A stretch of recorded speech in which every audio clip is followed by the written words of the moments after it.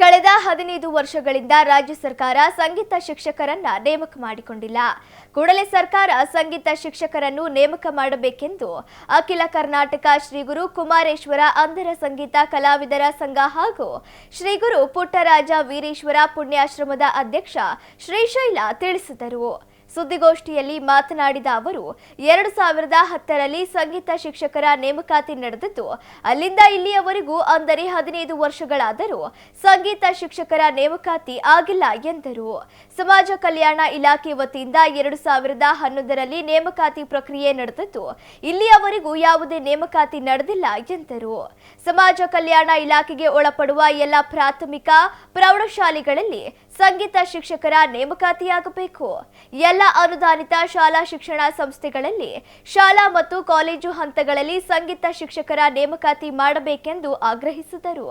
ಪ್ರಸ್ತುತ 3,000 ಅಭ್ಯರ್ಥಿಗಳಿದ್ದು 2,500 ಸಂಗೀತ ಶಿಕ್ಷಕರ ಹುದ್ದೆಗಳು ಖಾಲಿ ಇದ್ದು, ಕೂಡಲೇ ರಾಜ್ಯ ಸರ್ಕಾರ ಸಂಗೀತ ಶಿಕ್ಷಕರನ್ನು ನೇಮಕ ಮಾಡಬೇಕೆಂದು ಆಗ್ರಹಿಸಿದರು. ಸುದ್ದಿಗೋಷ್ಠಿಯಲ್ಲಿ ಯಲಗುರೇಶ್, ಗಣೇಶ್, ಮಹಾಂತೇಶ್, ಶೇಖರ್ ಇದ್ದರು. 15 ವರ್ಷದಿಂದ ದಾವಣಗೆರೆಯಲ್ಲಿ ವಿದ್ಯಾಭ್ಯಾಸ ಮಾಡಿಕೊಂಡು ಈಗ ನಾನು ಪ್ರೈವೇಟಲ್ಲಿ ಹೊರಗೆ ಬದುಕ್ತೀನಿ ಹೊರತಾಗಿ ನಮ್ಮ ಸಂಘೀಯ ವತಿಯಿಂದ ನಾನು ಕೇಳಕ್ಕೆ ಹೋದರೆ, ಸರ್ ನಮಗೊಂದು ಕಾರ್ಯಕ್ರಮ ಕುಣಿಯೋರು ಬಜೆಟ್ ಇಲ್ಲ ಅಂತಾರೆ. ಬರೀ ಬಜೆಟ್ ಇಲ್ಲ ಕೇಳಿದ್ರೆ ಮತ್ತೆ ನೆಕ್ಸ್ಟ್ ನೋಡೋಣ, ಮತ್ತು ಜಯಂತ್ಯೋತ್ಸವಗಳು ಬರ್ತವೆ, ಅವಾಗ ಕೊಡ್ತೀನಿ ಅಂತಾರೆ, ಅವಾಗ ಮತ್ತೊಬ್ಬರಿಗೆ ಕೊಟ್ಬಿಟ್ಟಿರ್ತಾರೆ. ನಮ್ಮ ಕಣ್ಣಿಲ್ಲಿ ಬ್ಲೈಂಡ್ಸಿಗೆ ಮಾತ್ರ ಒಬ್ಬರನ್ನು ಕೊಟ್ಟಿಲ್ಲ ಇಲ್ಲಿವರೆಗೂ ನಮಗೆ. ಇಲ್ಲ ಸರ್, ಅದು ಏನು ಗೌರ್ಮೆಂಟಿಂದ ಒಂದು 1400 ಏನು ಬರುತ್ತಲ್ಲ ಅದೇ ಒಂದು ಮಾಸೆ ಸರ್ అందರಿಗೆ. ಬ್ಲೈಂಡ್ ಕಣ್ಣಿಂದ ದೃಷ್ಟಿಯಿಂದ ಅದೊಂದು ಸರ್ಕಾರ ಏನು 1400 ರೂಪಾಯಿ ಕೊಡುತ್ತಲ್ಲ ಸರ್, ಅದು ಒಂದು ಬರ್ತದೆ ಎಲ್ಲರಿಗೂ.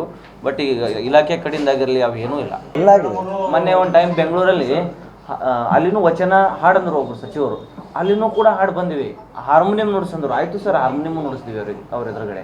ಸಂಗೀತ ಶಿಕ್ಷಕರ ನೇಮಕಾತಿ ಕುರಿತು ನಾವು ಪತ್ರಿಕಾಗೋಷ್ಠಿಯನ್ನು ಮಾಡ್ತಾ ಇದ್ದೇವೆ. ಸುಮಾರು 15 ವರ್ಷಗಳಿಂದ 2009ರಲ್ಲಿ 15 ವರ್ಷಗಳು ಕಳೆದು 15 ವರ್ಷಗಳಿಂದ ಯಾವುದೇ ಒಂದು ಸಂಗೀತ ಶಿಕ್ಷಕರ ನೇಮಕಾತಿ ಆಗಿಲ್ಲ.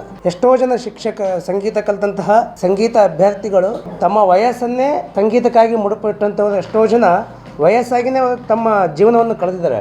ಎಷ್ಟೋ ಕಡೆ 40-50 ವರ್ಷಗಳ ನಂತರ ಸಂಗೀತ 30-35 ವರ್ಷ ಲಾಸ್ಟ್, 40 ವರ್ಷ ಲಾಸ್ಟ್ ಇದೆ ಸಂಗೀತಕ್ಕೆ ಇದು ತೊಗೊಳ್ಳೋಂಥದ್ದು, ಶಿಕ್ಷಕರ ನೇಮಕಾತಿ ಇದು ಮಾಡ್ಕೊಳ್ಳೋದು, ನೌಕರಿ ತೊಗೊಳ್ಳೋದು. ಆದರೆ 40 ವರ್ಷ ಆದರೂ ಸಹ ಎಷ್ಟೋ ಜನ ಕಲಾವಿದರು ಹಾಗೆ ಕೂತ್ಕೊಂಡಿದ್ದಾರೆ ನಮ್ಮ ಆಶ್ರಮದಲ್ಲಿ. ಹಾಗಾಗಿ ಇವತ್ತೆಲ್ಲ ನಾವು ಅಂಧ ಕಲಾವಿದರು ಬಂದು ಈ ಒಂದು ಸಂಗೀತ ಶಿಕ್ಷಕರ ನೇಮಕಾತಿ ಕುರಿತು ಇಲ್ಲಿ ನಾವು ಪ್ರೆಸ್ ಮೀಟ್ ಮಾಡಲಿಕ್ಕೆ ಬಂದಿದ್ದೇವೆ. ವೀರೇಶ್ವರ ಪುಣ್ಯಾಶ್ರಮದ ವತಿಯಿಂದ ಹಾಗೂ ಅಖಿಲ ಕರ್ನಾಟಕ ಶ್ರೀ ಗುರುಕುಮಾರೇಶ್ವರ ಅಂಧ ಕಲಾವಿದರ ಸಂಘ ದಾವಣಗೆರೆ. ನಾವು ಮಾನ್ಯ ಶಿಕ್ಷಣ ಸಚಿವರಾದಂಥ ಮಧು ಬಂಗಾರಪ್ಪ ಅವರಿಗೆ ಕೂಡ ನಾವು ಮನವಿಯನ್ನು ಸಲ್ಲಿಸಿದ್ದೀವಿ. ಸಮಾಜ ಕಲ್ಯಾಣ ಸಚಿವರಾದಂತಹ ಮಾದೇವಪ್ಪ ಅವರಿಗೆ ಕೂಡ ನಾವು ಒಂದು ಮನವಿಯನ್ನು ಸಲ್ಲಿಸಿದ್ದೀವಿ. ನಾವೆಷ್ಟೇ ಮನವಿ ಸಲ್ಲಿಸಿದ್ರು ಸರ್ಕಾರದ ಕಣ್ಣು ತೆರಿತಾ ಇಲ್ಲ. ಯಾಕಂತ ನಮ್ಗೆ ಗೊತ್ತಾಗ್ತಿಲ್ಲ ಇನ್ನುವರೆಗಾದರೂ. ಯಾಕಂದರೆ ಈ ಕತ್ತಿಗಿಂತ ಪೆನ್ನು ಅರ್ಥನದನ್ನು ಈ ಪತ್ರಿಕೆ ಮೂಲಕನೇ ನಾವು ತಿಳಿಸೋದ್ರಿಂದ ನಮಗೆ ಇದು ಏನೋ ನ್ಯಾಯ ಸಿಗುತ್ತೆ ಅನ್ನುವಂಥ ನಾವು ಉದ್ದೇಶದಿಂದ ನಾವೆಲ್ಲ ಅಂಧ ಕಲಾವಿದರು ಬಂದು ನಿಮ್ಮ ಮುಂದೆ ಇದನ್ನು ನಾವು ಮನವಿ ಮಾಡ್ತಾಯಿದ್ದೀವಿ.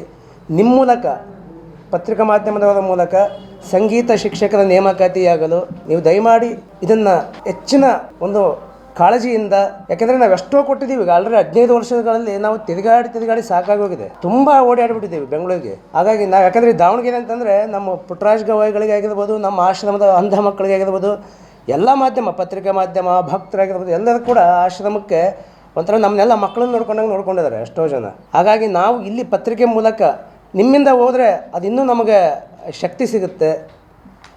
ಆ ಕಾರಣಕ್ಕಾಗಿ ನಾವು 15 ವರ್ಷಗಳಿಂದ ಆಗದಂತಹ ಒಂದು ಕೆಲಸವನ್ನು ಈ ಪತ್ರಿಕಾ ಮೂಲಕವಾಗಿ ನೀವು ಇದನ್ನು ಹೆಚ್ಚಾಗಿ ಸ್ವಲ್ಪ ಗಮನ ಅವರಿಗೆ ಮುಟ್ಟುವ ಹಾಗೆ ಲೇಖನ ಮಾಡಿದರೆ ನಮಗೆ ಒಂದು ತುಂಬ ಅನುಕೂಲ ಆಗುತ್ತೆ. ಖಾಲಿ ಇದ್ದೇವೆ ಸರ್. ಈಗ ಅದು ಮಾಹಿತಿ ನೇಮದ ಅಡಿಯಲ್ಲಿ ನಾವು ಒಂದು ಮಾಹಿತಿ ತಗೊಂಡಿದ್ದೀವಿ ಸರ್. ಸಾರ್ವಜನಿಕ ಶಿಕ್ಷಣ ಇಲಾಖೆ ಅದು ಪ್ರಾಥಮಿಕ ಮತ್ತು ಪ್ರೌಢಶಾಲೆಗಳಲ್ಲಿ 1022 ಹುದ್ದೆಗಳು ಖಾಲಿ ಇದ್ದಾವೆ ಸರ್. ಮತ್ತು ಸಮಾಜ ಕಲ್ಯಾಣ ಇಲಾಖೆ ವತಿಯಿಂದ ಸಮಾಜ ಕಲ್ಯಾಣ ಮೊರಾರ್ಜಿ ದೇಸಾಯಿ, ಕಿತ್ತೂರಾಣಿ ಚೆನ್ನಮ್ಮ, ಇಂದಿರಾ ಗಾಂಧಿ ವಸತಿ ಶಾಲೆಗಳಲ್ಲಿ ಅವುಗಳು ಸಹ ಒಂದು 1000 ಪೋಸ್ಟ್ಗಳು ಖಾಲಿ ಇದ್ದಾವೆ ಸರ್. ಅನೇಕ ಬಾರಿ ಸಚಿವರಿಗೂ ಸಹ ನಾವು ಮನವಿ ಮಾಡ್ಕೊಂಡಿದ್ದೀವಿ. ಅನುದಾನಿತ ಶಾಲೆಗಳಲ್ಲೂ ಖಾಲಿ ಇದ್ದಾವೆ ಸರ್. ಅನುದಾನಿತ ಶಾಲಾ ಕಾಲೇಜುಗಳಲ್ಲಿಯೂ ಸಹ ಸಂಗೀತ ಹುದ್ದೆಗಳು ಇನ್ನೂ ತುಂಬಿಲ್ಲ, ಸಂಘ ಬಿಟ್ಟಿಲ್ಲ. ಅವನ್ನ ಸೇರ್ಕೊಂಡು ಹೇಳ್ತೀವಿ. ಹಾಂ ಸರ್. ರಾಜ್ಯಪತ್ರ ಹೊರಡಿಸ್ತಾರೆ ಸರ್. ಅದರಲ್ಲಿ ಪ್ರತಿ ವರ್ಷ ಹೊರಡಿಸ್ತಾರೆ, ಮತ್ತು ಕಾಲ್ಫಾರ್ಮ್ ಮಾತ್ರ ಮಾಡೋದಿಲ್ಲ. ರಾಜ್ಯಪತ್ರ ಹೊರಡಿಸ್ತಾರೆ, ಸರ್ಕಾರನೇ ಅವರು ಹೊರಡಿಸ್ತದೆ. ಯಾವುದೇ ರೀತಿಯಾದಂಥ ಕಾಲ್ಫಾರ್ಮ್ ಮಾಡೋದಿಲ್ಲ ಸರ್ ರಾಜ್ಯಪತ್ರದಲ್ಲಿ.